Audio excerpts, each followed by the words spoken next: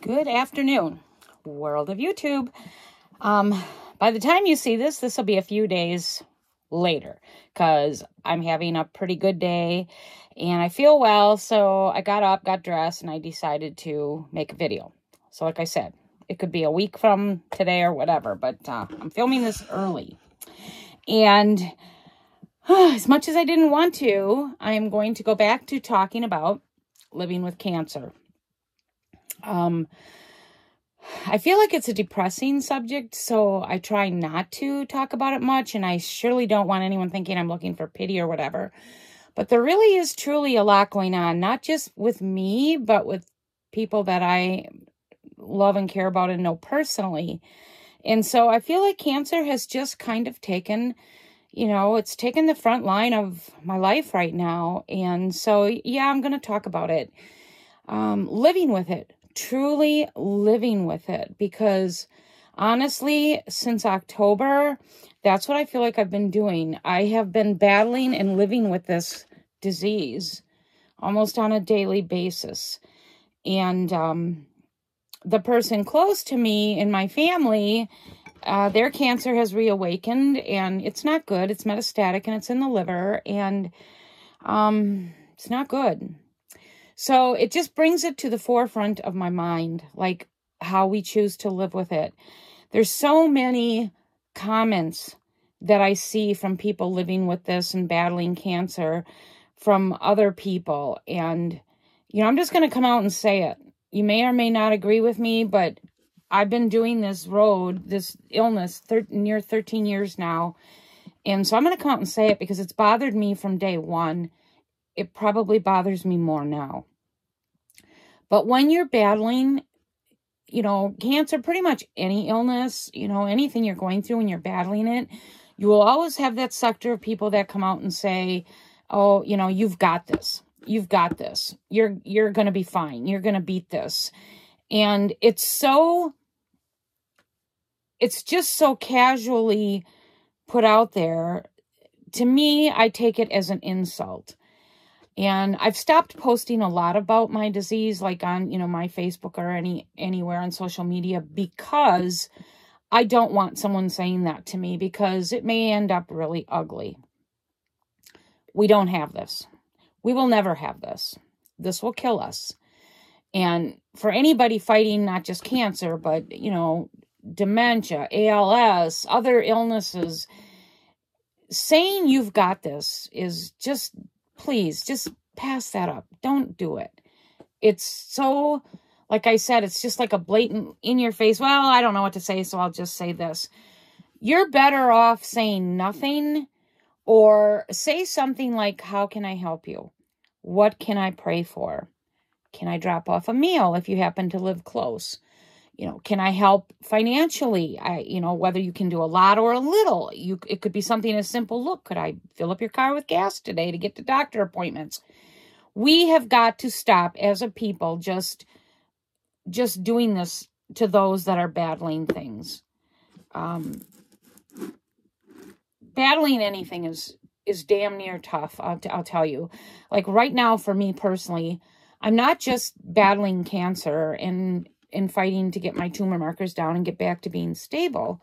But I'm still coming out of having sepsis. I'm struggling with gout a lot. The medicine hasn't kicked in yet. It's not helping me for some reason.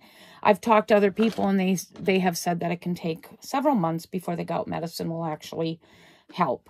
So I may have at least 3.5 months to go. I'm dealing with gout again right now. When I got home from the hospital, my feet felt the best they had felt in years, and it was great. It's kind of funny, but I say, I walk crooked and I walk like bent over, and my normal everyday walking is bad. And when I have gout, I do say my bad walking, I miss my bad walking, because my bad walking is good when I have gout.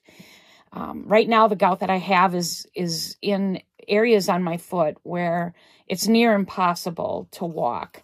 And yesterday, for example, I was in my bed a straight 24 hours. We have gone and purchased a little potty that I keep in my room, so I don't even have to leave for the bathroom. Greg brings in my toothbrush and toothpaste and, you know, my face wipe and stuff I need to clean myself. So I was literally able to stay in my room for 24 hours. I keep my foot elevated. I use ice. I stretch. I'm taking meds. I think I'm on my way out of it right now. And I still have it, but I am getting around a little better. So hopefully within a day or two, I will be done with this. And then, you know, I pray these meds that prevent gout, I hope they kick in. But, so I'm battling a lot of things. And if someone were to say to me, you've got this, I'd want to punch him right in the flippin' face. And I'm not kidding. Please don't say that to anyone. If you're near them, always ask, how can I help you?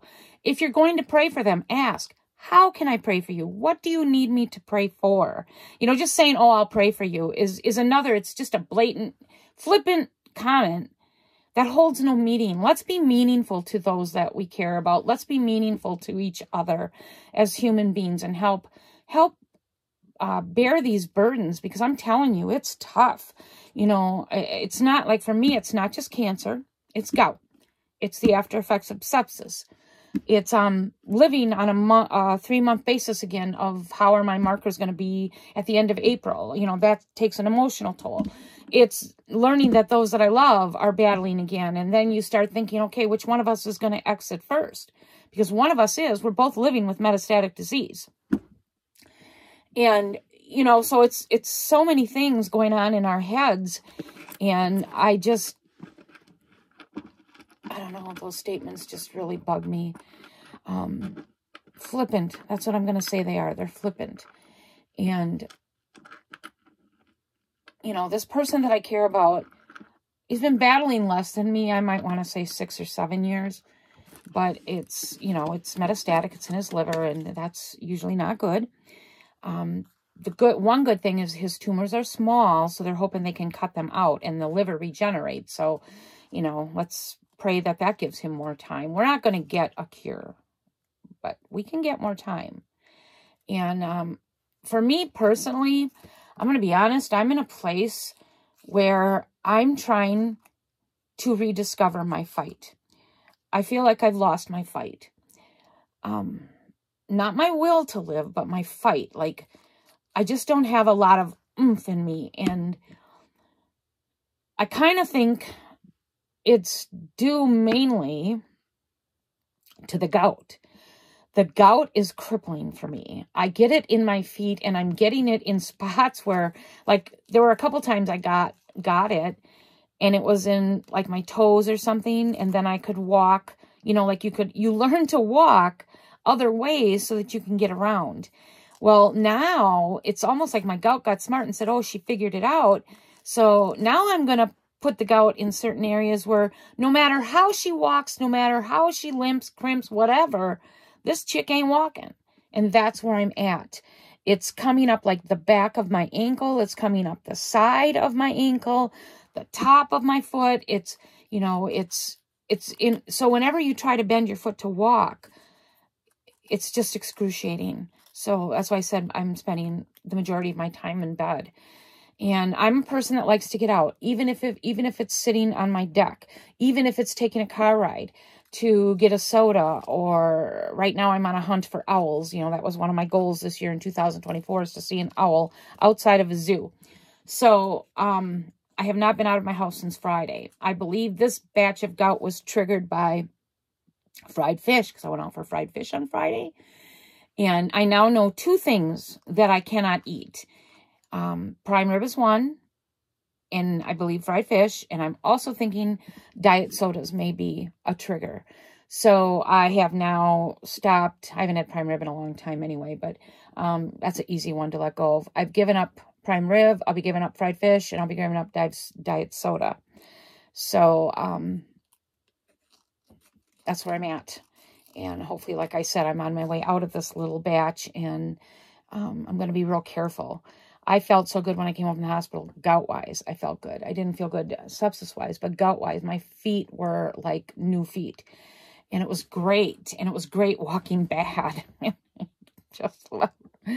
So anyway, I just wanted to talk about living with cancer on a daily basis. There's so much that people don't see. You know, they don't see, like, for me, you don't see, only Greg sees, you know, me wetting my pants 3 and 4 times a day. You know, struggling to even brush my teeth. I'm a woman that showers every day, sometimes twice a day. I feel like I have this chemical odor on me. Excuse me, I'm going to get my water. I feel like I have this chemical odor on me since I've had cancer, and I think it's the treatment. Greg says he doesn't smell it, but I do. Like, I smell it on my clothes, I smell it on my bedding. So I change my bedding like every 3-4 days, and then I change, you know, I shower a lot. In the summer, for sure, twice a day.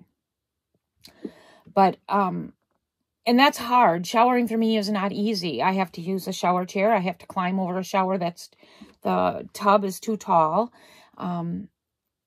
We were trying to find a way where we could get a flat shower in, but it doesn't look like it's possible in this tiny home. I am now trying to get up the courage to possibly go look at different tiny homes and see if I can get it financed in my own name.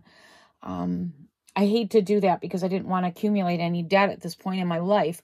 But if it can be done, it might have to be done simply because of my needs. I need to be in a flat tub where I don't have to step so high up. Things like, you know, my skin. I finally noticed my skin isn't quite what it used to be. This new treatment could be part of that too. I have to remember that I started this new treatment at the end of October, and I'm still learning its side effects. One thing I did learn is I was taking my cancer med at night, and I started sleeping badly. You know, I was not being able to sleep and then waking up and not being able to go back to sleep, which is a normal thing for me, but it was much worse since I started this new cancer drug. So about a week and a half ago, I flipped it and I started taking the cancer med in the morning. And I'm sleeping wonderful, falling asleep, staying asleep, and actually falling asleep quite a bit. When I want to fall asleep, when I just lay down and, you know, feel like I need to rest and whatever, I'm falling asleep very easily, and it's great. So I've got that problem solved. The skin problem might not be able to do much. I am losing hair up in here. My daughter-in-law just cut my hair. If you can tell, she cut it, and this stuff just curled right up. This is all natural. It just, after she trimmed it up, it just bounced up. So I stick a barrette up here to cover. She did notice this baldness under here. You can't tell because of how I got it. But this is so far I can cover. I don't think I will be losing much more hair. I'm 3 months, heading into 4 months on this treatment. So I think I might be okay. I do like to wear hats sometimes just to not deal with it. So other than that, like, this treatment is pretty easy for me, easier than the other one. And like I shared in my last video, my tumor markers have gone down. I'm hoping that they continue to go down because they did radiation and the new treatment at the same time. They really don't know which one did it, or maybe they both did it. I guess the thing to tell is when I go back at the end of April, if my tumor markers continue to go down, you would have to assume it's the treatment. I'm not a fan of radiation after what I went through. My oncologist thinks this could be, you know, maybe one of my drugs related to that. I don't know. I don't think so. All I know is what happened to me after radiation started the very day after I ended it. And so I don't agree with him on that. I think radiation really impacted me. I think I'm sensitive to it. My body's sensitive to it. And I struggled with that too. So it took me weeks to come out of that, you know, and then I went right into a batch of gout, and then I went into sepsis. So since October, it's just been one pretty big thing after another. And that's my daily life. And there are days that I literally get up and I cry because I'm tired. I'm just tired of, you know, like, to get a day. Well, I do get a day, and I just recently had a week. It would be nice to have a couple weeks with no gout, nothing. And I can just feel good and get some things done. I miss my normal bad life. I miss my normal bad walking. I want to get outside and ride around on my scooter, even in winter, and I haven't been able to do it. So, but it's funny how you end up actually missing your bad things, like my bad walking and stuff like that, because it's better than what I have right now. So, you know, so for those of you, please remember our daily lives, you know, like, I don't know. I know so many people live with other things, ALS, Parkinson's disease. You know, it's not just cancer. Believe me, I respect that and I totally understand it. And I have empathy for anyone living with anything, even if it's not a terminal illness. There's so many people battling out there. It could be even mental health. And let's really be mindful and careful of what we say to people. You know, like I said, it's not enough just to say, I'm praying for you. How can I pray for you? What do you need me to ask God for? Like I said, if you're close, can I bring you a meal? Like I signed up for that, what's it called? Lasagna Love a couple months ago, and they're very slow in getting back to you. I think it's because of where I live. That's not a cut. I think it is truly because of where I live. I live in an area where, you know, there's not, well, I'm in the country, and then they got to find people in between me. So it takes a while to get their help. And I think you can do it once a month. For me, I'd have to probably send in a request every week because it's so long. But I sent in a request for that. And so I did get a meal from a lady about a week or so ago. It took us forever to coordinate it because I landed in the hospital and then we had the deep freeze and all that. So it was even after she finally got a hold of me after months, it was an additional 4 to 5 weeks before she actually got the meal, which is fine. I'm not knocking it. I'm saying that, you know, it's a service and it's there and it helps. So for any of you who don't know about that, Lasagna Loves, and it can be for any reason. It can be, you don't have to have an illness. You could just be really busy and be tired and just need help. And like I said, depending on your area, I don't know if it's like that all across the United States, but it's not something that, for me, that I've gotten a response, you know, like a week later, oh, we can help you next week. It's not like that. It's months. So there's that. But always remember, you know, like I know for me, one of the biggest ways people can help me is meals, because it all falls on Greg. I read the recipes to him and he cooks. So, you know, so if anybody offered me a meal, I'm not going to say no. Meals are great. Financially, right now, as much as I hate to admit it, I wouldn't turn down anything because, you know, there was some mistakes made with our insurance and it wasn't our fault. We thought I had some hospital plan that we had paid for months ago, and then we come to find out when we called to use it,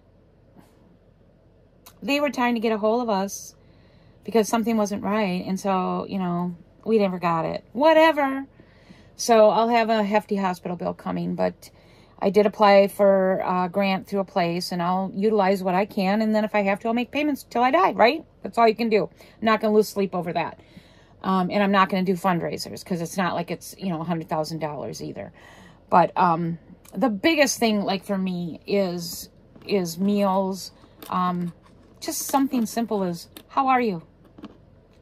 You can ask me how you can pray for me, and I will tell you, pray for this medicine, gout medicine, to kick its butt in instead of taking 4 months to work. Pray that my tumor markers remain coming down.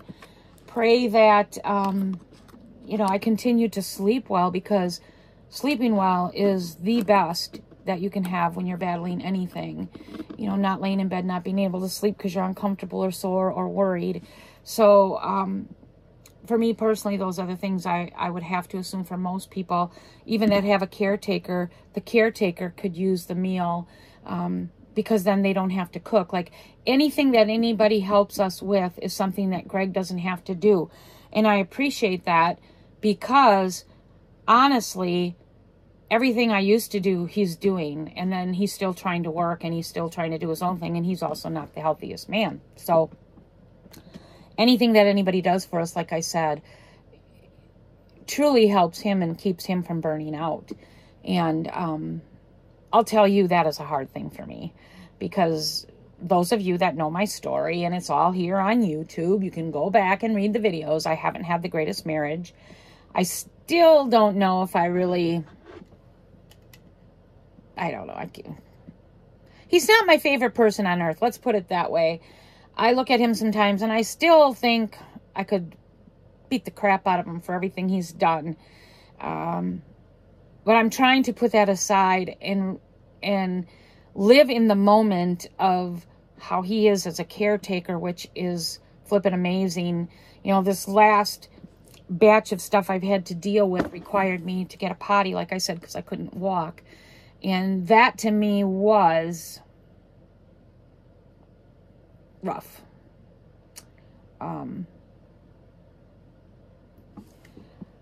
I've only had to use it for number one, thank God, but still, I'm a very private person. Even though I've been married to the same person forever and had his kids and all that, I still don't do this personal stuff easily.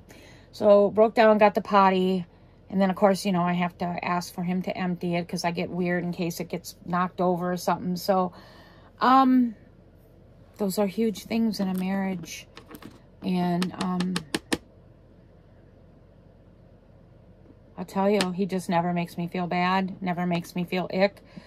The first time he emptied it, he did get ick. And it was like, all I could do was laugh. I mean, it's just pee. And my pee after coming out of the hospital is like water, so it's clear and it's nothing. But, I mean, he's doing it like a champ now. Just grabs it, empties, wipes it out, cleans it up, puts it back, and it's great. Today, I'm so happy to announce I've made it till noon, almost noon with no peeing in my potty. So I'm hoping by the end of the day, this can be removed and I can go back to using the normal potty and he doesn't have to do this. But those are eye-opening moments in relationships. And I'm just so thankful that I'm in a place with a person that lets me have my dignity, my pride,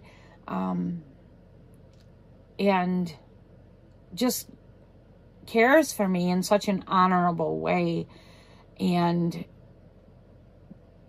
I appreciate that more than probably most people would understand unless you've been there.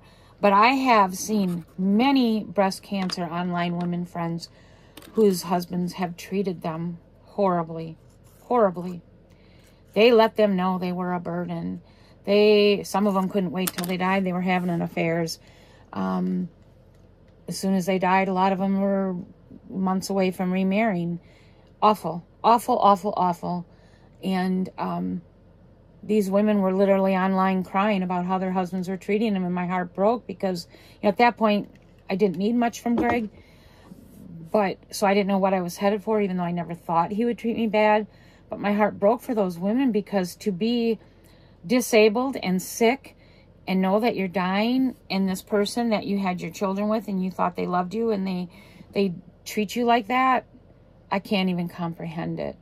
You know, like, I can crawl into my clean sheet bed. I can use a clean potty in my room. I get my meal brought to me if I can't get out of my bed. If I'm craving something, he will drive all the way into town and get it. And so my heart broke for those women, and there were so many of them.